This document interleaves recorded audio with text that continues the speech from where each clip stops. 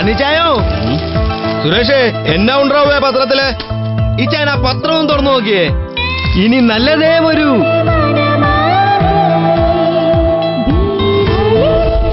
ഇനി നല്ലതേ വരൂ 4 തലമുറകളുടെ അനുഗ്രഹവുമായി ഓഗസ്റ്റ് 22 മുതൽ ഭീമ പത്തനംതിട്ടയിലും Bhima jewellers TK road Pathanamthitta. Pathanamthitta നഗരസഭയിൽ ചാത്തൻ സേവയോ ഫയലുകൾ കാണാതാകുന്നു. ഇരുട്ടി വെളുക്കുമ്പോൾ ഫയൽ എവിടെയെങ്കിലും കണ്ടെത്തും. പത്തനംതിട്ട നഗരത്തിൽ ലക്ഷങ്ങൾ കോഴ വാങ്ങി നടത്തിയ അനധികൃത നിർമ്മാണ ഫയലുകളെല്ലാം മുക്കിയതായി ആരോപണം. ഇങ്ങനെ പോയാൽ നഗരസഭ മൊത്തത്തിൽ അടിച്ചു മാറ്റുമെന്ന് നാട്ടുകാർ. പത്തനംതിട്ട നഗരത്തിൽ വൻതോതിൽ അനധികൃത നിർമ്മാണം നടന്നതിന്റെ തെളിവുകൾ പുറത്ത്. നഗരത്തിലെ പ്രധാനപ്പെട്ട സ്ഥലങ്ങളിൽ നിലവിൽ നീർത്തട പ്രദേശത്താണ് കൂറ്റൻ ബിൽഡിംഗിൽ മുൻ മുനിസിപ്പൽ ഭരണാധികാരികളുടെ ഒത്താശയോടെ പണിതുയർത്തിയത്. ഇവയുമായി ബന്ധപ്പെട്ട ഫയലുകൾ തേടിയാൽ കാണാനുമില്ല.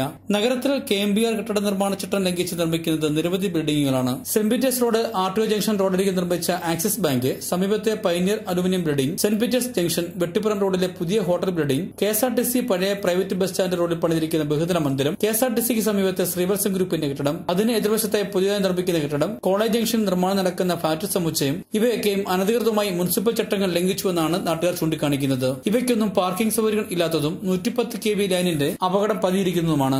നിലം കരയാണെന്ന് വ്യാജരേഖകൾ ചമച്ചിരിക്കുകയാണ് മിക്കയിടത്തും ചെയ്തിട്ടുള്ളത്. ഒരു മുൻ കളക്ടർ ഇത് സംബന്ധിച്ച് ഉത്തരവ് നൽകിയതായിട്ടാണ് രേഖകൾ ഉണ്ടാക്കിയത്. ഇത് വ്യാജമാണെന്ന് റവന്യൂ അധികൃതരും പറയുന്നു. പത്തനംതിട്ട വില്ലേജ് ഓഫീസിൽ ഇത് സംബന്ധിച്ചുള്ള ഫയലുകളും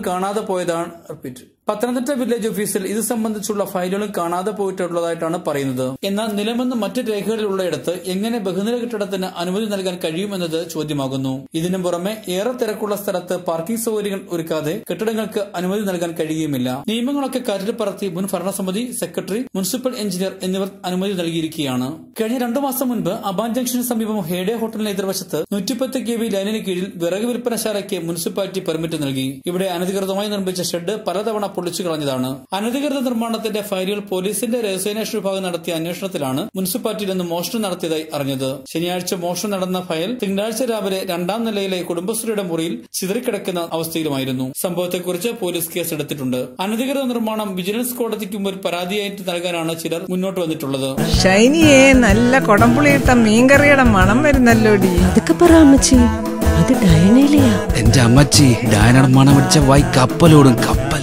Diana, the complete family restaurant at Patnamthitta, providing different varieties of South Indian, North Indian and Chinese dishes. Delicacies prepared by experienced chefs. We provide home deliveries too. Diana Restaurant, Aban Junction, Patnamthitta. രുചിയുടെ രസക്കൂട്ടുമായി Diana. നിങ്ങൾ എവിടെയാണെങ്കിലും നിങ്ങൾക്കൊപ്പം Pathanamthitta metro TV play സ്റ്റോറിൽ നിന്നും download ചെയ്യൂ.